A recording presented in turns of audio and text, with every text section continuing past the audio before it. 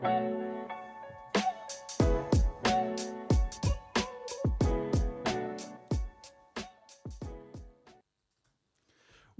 to another episode of the Marketing Measurement Matters Forecast. Well, I was going to say podcast, of course, not forecast, but we're going to talk about forecasting probably today. Today we have a very special guest, Thomas Wiecki, founder from PyMC Labs. Hi, Thomas. Nice to see you. Nice to have you here on the show. Happy to be here. And of course, Tim and Tim, as almost always, also here. Yeah. Thomas, maybe for the start, would you mind introducing yourself to our audience? Tell them a bit about how you got into marketing analytics, into Bayesian modeling, of course. At some stage, I guess we need to explain what Bayesian modeling is. But let's first get started with the intro. Yeah, my pleasure. So I'm Thomas. I grew up in Germany. I then moved to the US, to Brown, to pursue a PhD in studying cognitive neuroscience. And that's where I was exposed to, coming from a machine learning background, to Bayesian statistics.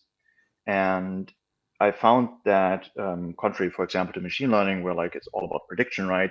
In order to really understand scientific problems, how the brain works, right? How the data can be interpreted, what are the treatment effects, that was just an extremely powerful, flexible, versatile framework for answering questions related to cognitive neuroscience. Realizing the power of that approach, but also just seeing how difficult it was to really bring that power into the world and make use of these tools. It is and was quite challenging, and that's where I found probabilistic programming, which in general allows you to very flexibly write these models. Solutions back then were terrible. This was over 10 years ago. But there was one package, PyMC, by Chris Fonnesbeck and others, that just was brilliant. And then I got involved for writing a new version, PyMC 3 back then, and that just vastly improved the type of problems you could solve with this in terms of the complexity and just how easy it was to specify new models. So then after finishing my PhD, I moved to industry and was a data scientist at a startup called Quantopian based in Boston, and also found that this methodology could not only be applied to neuroscience, but also actually to stock trading and quantitative finance. And also I found that no one had really used it in this way there before. So there was just a lot of alpha, as we say, in using these tools and having that competitive edge. Maybe what does alpha mean in that sense for the non-financial people? Right, so it's a bit of a pun. So alpha is just the extra stack returns, your margins. What is your edge in the market? So certainly that's what you want in finance, but also in general in the world, right? You want to have the best tools to give you that differential and solve problems that other people have much harder time solving. And then after Quantopian, I founded PyMC Labs, basically a consulting company where companies that already have been using the open source PyMC tool at that point, which was 5 years ago, had just also recognized the same power of that approach, and then but also found I have that it is still difficult to really use and fully get all the power from the approach. We make it simple enough to build simple models, but once you really attack really meaty problems, right, where you have a very rich causal understanding of your problem and hundreds of variables, hundreds of thousands of variables, if you're dealing time series models, for example. So PyMC Labs is essentially helping companies bringing Bayesian models into production and building them. And pretty quickly, actually, we have gravitated towards marketing analytics. So I would say it found us more than we found it. So this was same for us. Yeah. So HelloFresh was one of the first clients there, where we were so these marketing mix models, interesting. And then again, they are coming with this Bayesian perspective and this non-standard tool, you might say. We were able to improve vastly on the status quo of what these models we're doing, introducing hierarchies and time varying parameters, things that by now like are more common, but back then were like pretty groundbreaking. And yeah, so that's what we've been doing. Have been working quite a bit with Colgate, or we're also partnering with another consultancy, Bain, for like much larger enterprise clients, and that is how we got started, how I got to where I am today, and very excited to be here and share and discuss what the road ahead might look like. Just one funny thing, because you laughed about that marketing found you, or marketing analytics found you instead of you looking out for marketing. Isn't it like it's all of the us? Case for all of us? I mean, especially like nobody went into marketing analytics on purpose and woke up one morning. Oh, I'm gonna do marketing analytics now. It's just like this vast amount of data. I want to improve CAC. That's how I want to wake up in the morning. And measurement and I don't know ROAS, IROAS. But I mean, the thing is, we talked about this several times, right? I mean, we are scientists. You are also somewhat of a scientist, and somehow this goes in that direction at all. I mean, and if you also look in, if you look around you, all the people that went out of, I'm not sure, data science PhDs, a lot of them work in marketing analytics because it's a lot of data. There's a lot of stuff where you can actually model things. A lot of optimization potential. Exactly. Yeah. It's actually also interesting. Yeah. Sorry, Thomas. I also think there's cultural reasons. I mean, one of the interesting things of like a general purpose data science consultancy is that we see into all kinds of different industries, right? And just like what type of tooling they're using. And that's also why I think, we found each other, market analytics and all of us, is that it's one of the most forward-looking fields in terms of like just methodology being applied. Like you said, like tons of data, tons of real world impact of like having a even 5% better solution, like is measurable and is very, very meaningful. And there's no industry that doesn't do any marketing, right? So it's everywhere. Yeah. So when I started doing marketing mix modeling, which was about like 6 or 7 years ago, I pretty quickly zeroed in on PyMC, actually on PyMC 3 at that time. And I think I'm not the only one there, right? So like a couple of years later, you guys introduced PyMC marketing. So why do you think it's such a natural fit? And why did you guys choose to kind of make this open source PyMC marketing stack available to everyone and not just keep it for yourself? Yeah, so I mean, I always loved open source, and also this is a very important moment to like highlight that this isn't what I did, right? This is like a huge community of like contributors and people across the world that have like done a lot more than I have. But that's what's so amazing about it, right? It's just like strangers coming together as friends and creating amazing open source software together. For us, as then having solved these MMM problems a couple of times, we're getting bored of like just doing the same thing all over again. So then it's like, okay, well, better automate that. And just because we have always liked open source, I mean, it was a bit of a, it definitely was a consideration and a leap of faith, basically, just say like, okay, well, we're just gonna like open source this like very advanced framework. And I mean, part of that confidence to take that leap also just comes from our experience with PyMC. We're like, primarily we all just like really love that approach of building software, and I think it's the best. But certainly, like whether this makes the best business sense is like a different question, right?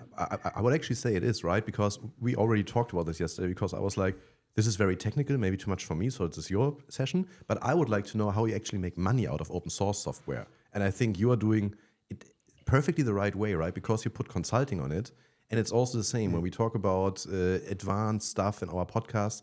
Yeah, you can put this all out. And people might even be able to use it, but not all of them. A lot of them need help. And I mean, if you really look at it, I come from gaming. What you did with PyMC as an open source software is a little bit from a freemium game to finally pay to win when you really want to understand what you're doing. So I think it's actually the best way of advertising, because organically people will use that. All the data scientists will love it that work with it. And at some point they're like, hey, we need to do more with it. So please, let's get someone who can help us, who actually build these kind of things. So I think it's a smart idea. Maybe not intentional, But if you think about it, it's actually This analogy to freemium or free trial. No, freemium. Freemium model is quite interesting. I never thought about this way, but it's. I mean, we all do this, right? There's also a free account in Funnel, which I always tell people to use it, and then they're happy very quickly and need more. But Thomas, you said it was a leap of faith, and I think you took that leap of faith 2 or 3 years ago.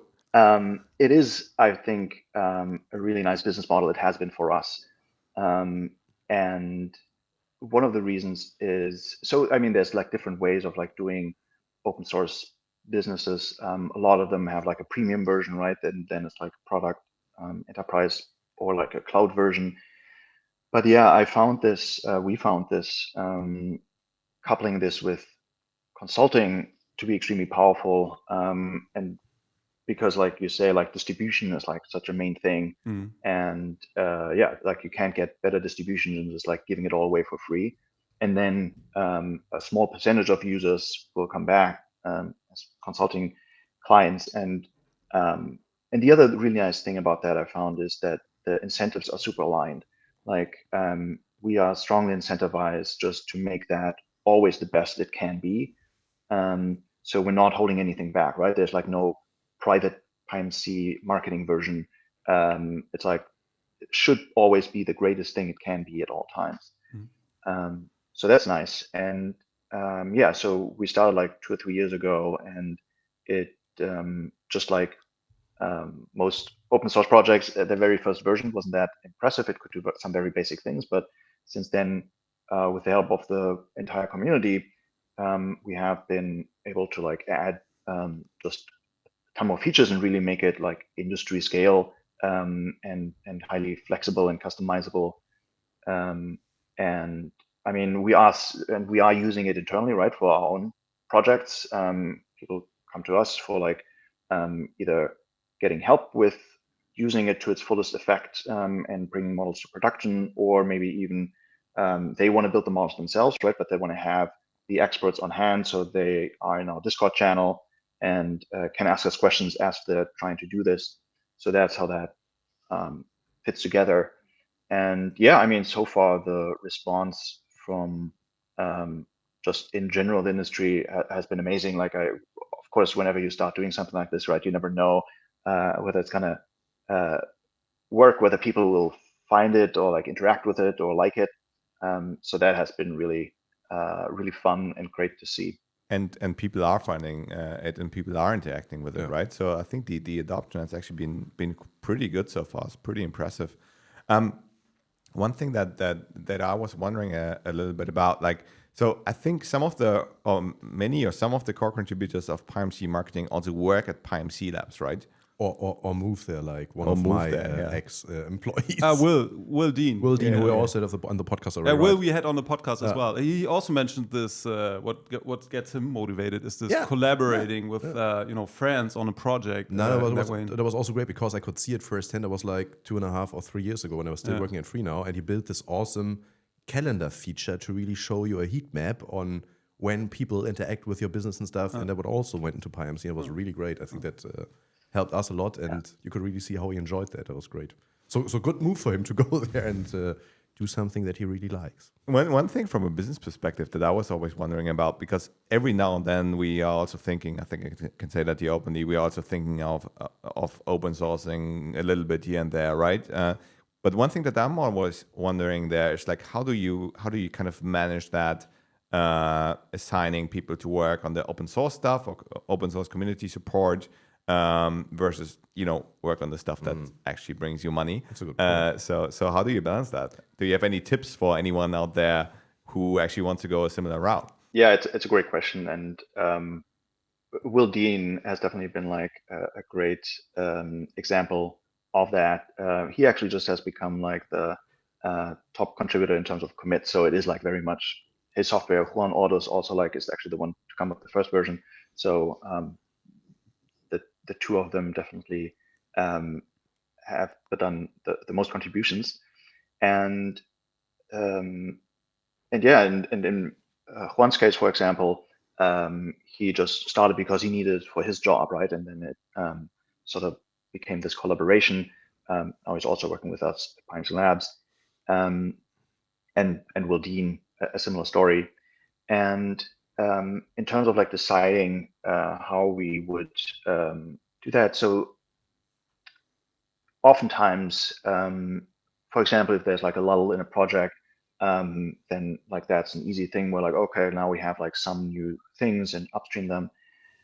But even better, and this is what is happening more and more, right, is the clients that we work with, because we're using PyMC marketing already. Well, so it always was like this. I mean, our desire is to put as much into PyMC marketing as possible, right?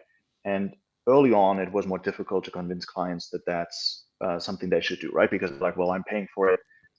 Why should I give the competition that? But more and more actually, and I think it's also has just to do with the maturity of the software. They're actually asking us to like open source, put all this stuff into open source, because they don't want to maintain this, right? They don't want like even more complex code base. They're like, well, anything you can upstream it, and we just have like this very lean code base that's hooking into this thing that other people are maintaining, right? That's what we do for free for them. So, and that's obviously the best way, right? Because then you really get paid to do open source work, and that is also working out really well. Cool. So maybe let's start talking a bit more technical nuances here. And of course, I hinted at that at the beginning, but PyMC is very much based on Bayesian statistics. Would you mind, as an introduction, explain to our beloved audience what the difference is between frequentist and Bayesian approaches? Or I don't know if you want to do it. No. I like Thomas. But we have the expert. Thomas is an expert with a PhD. So. And then, I mean, you kind of also talked about it a bit. Why it's the Bayesian approach is so suitable to certain topics in the industry. But I think that's would be quite interesting. To start off with. Yeah. So that is probably one of the most common questions I get at every talk, right? It is also one of the most dreaded questions I get. Okay, let's skip it. Nope. We should have probably discussed this before. I don't think it was in the script that we set up. No, it wasn't. It was a surprise question, but yeah. Yeah, no, I mean, it's a great question. It's a very important question. And the question, I'll tell you why it's dreaded. It's because it is continuously has been challenging to really pinpoint the actual moat in Bayesian modeling. Because if you like look online, right, or you ask GPT, it will tell you like, oh, you model uncertainty, you can have prior information, right? So incorporate that and expert info and all of these things, and they're all true. But nonetheless, they don't really, for me, like get at the heart of the value.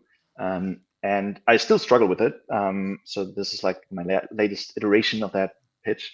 But one of the core things, like one way to start is like, what type of problems even is it good for? And I would say it's every problem where you really want to understand your data. You want transparent analyses where you can really understand why it's arriving at the answers it arrived at. And that's not true for any tool, right? For a lot of tools, right? Machine learning does not care about this. They care about predictive accuracy and just maximizing that at any cost. And if that's your problem, that's great.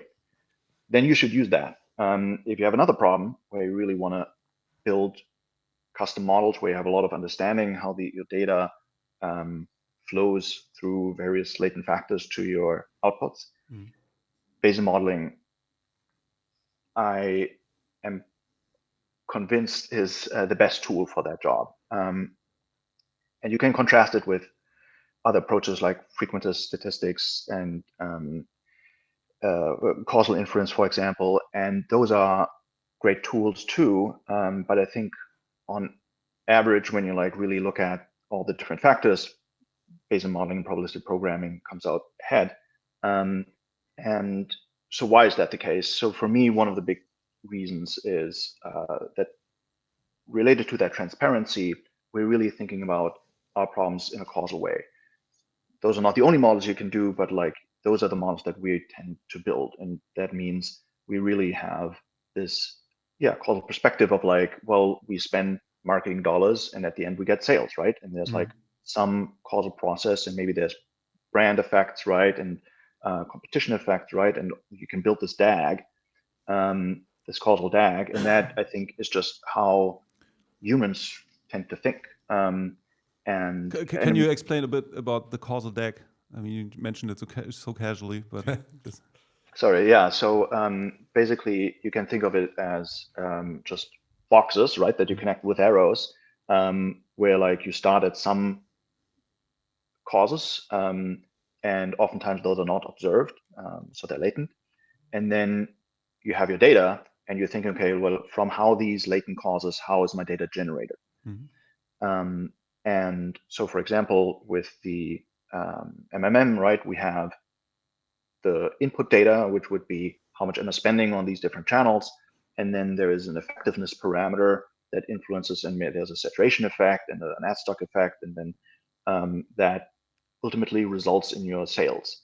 So there's like a direct causal structure, but then once you have this very simple link, you start to think of other things that would influence this, right? Like, for example, the brand awareness that you have, the brand value, then goes into the intercept, but you can like imagine that there's other things that influence that in itself, right? So you can just like build, and that's also part of the power of this approach is that you're building these models iteratively, right? So you start with some very simple core assumptions, input, output, or latent causes, outputs, and then and maybe a linear relationship between them, right? So you start with linear regression, basically always, and then you just build it up from there, and can work with stakeholders, right? That will tell you like, oh wow, I have this other data source, maybe I wonder how that might influence it. So you can like really build this tapestry and link all kinds of different things into this increasingly rich understanding of how your business works really together. And that is something that when I was first getting started with marketing mix modeling, that would have been incredibly difficult to do with something else than PyMC essentially. I mean, you could have done it with standard nonlinear optimization, but it just wasn't really easy or really intuitive to compose a model like that, right? So for example, what you want to do in marketing mix modeling, as Thomas said, you just want to build up the model as essentially a DAG, but also like just a composition of certain different factors. You have some control effects here, you have some latent brand awareness effects there, and then of course you have your media effects, and they go through different transformations. And with PyMC, that's incredibly, I mean, it's not easy to do in terms of computation time, I think, and conversions and all of that stuff, but at least it's easy to express. Whereas with the two other options would have been a nonlinear optimization just in SciPy or whatever, but honestly, that would have been already quite a bit of a hassle. And then the other local option, minima, collinearities, instability there, it's very difficult to do it with optimization once the models become of a certain level of complexity and you have like hundreds of thousands of parameters. Optimization will exactly often be first that, but then also from like just from a code readability perspective, and just from transparency of what it actually is that you're building there, PyMC was the default choice. And the other option would have been like going the PyTorch or Keras route, which offers you some composability because it's also like a graphical computation engine, but then you need to build custom layers in order to get your saturation effect, your ad stock effect. And that's something that I still want to do. I think like I started that like 6 years ago. So, but now we have ChatGPT and Claude Code and all of them. So maybe now that's the equation changing a little bit there. So I might still do it, or I might still have an agent do it. That's the other option. But at that time, PyMC was the natural thing to kind of do it, and maybe still is. Probably still is. It still is. So the way that I'm describing of like thinking about these problems and building these models, Bayesian is pretty much the only game in town. So it's not that like you cannot do it with optimization, but it just becomes impractical at a certain level. And frequentist statistic is similar, right? Because there you're optimizing, you need to estimate us to like really be able to get your p-values, right? If it's a complex model, no way you are able to like derive the correct solutions for like computing this analytically. But in Bayesian modeling, we have what is called like a universal estimated Markov chain Monte Carlo MCMC, which is called what's called PyMC. And just like any type of model that you dream up, right? Like what I just said, like, well, we start out with those couple of boxes and a linear regression, right? I mean, you can run a linear regression in anything. But once you start layering these things on, well, then it's not a linear regression anymore. So what do you do? And this ability to express models in code, right? So every node in that graph is a line of code where you specify distribution. And then once you have that, you just run the MCMC sampler, I like to call it the magic inference button. And then it just like sort of gives you your posterior and does it, and in a very scalable way. So because once you have like really high dimensions, so a lot of parameters in your model, optimization and other approaches become increasingly difficult. And there's like weird things that happen in high dimensions, but the sampler is always sort of doing the right thing. I mean, it's not gonna always work, right? You need like to specify a model properly, and that is actually a huge difficulty in building these models. So that's where your consulting hours also come in, right? Exactly. So that's something that I've been guilty of in the past, to like over lie about how simple it is to do, right? Like a linear regression, yes, is simple, but once you build more complex models, it becomes very difficult. And I mean, that is the work that we do, like you said. And so it's still a net win, right? Because like we make it as simple as possible. It still needs to be simpler. Yeah, so modeling problems at that level is not really, there's no alternative, right? So either in a way, like we make the previously impossible problems possible, but they're still very hard. But like you already alluded to, I think actually that's where I could really help in, I mean, PyMC, its goal was to make Bayesian modeling simpler and allow anyone that like probably had a PhD or like a very deep software background to like use them, which like already lowered the barrier of entry.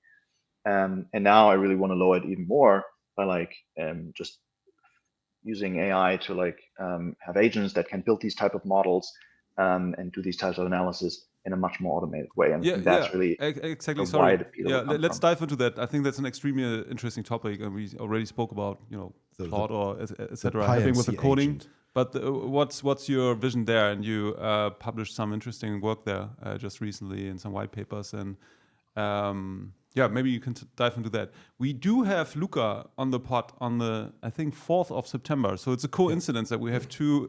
We are not suddenly being sponsored by PyMC Labs or whatever. It's really a coincidence. But he's also gonna talk about a bit about that, I guess. And we only have 1 minute left, but I think we can go a bit above that.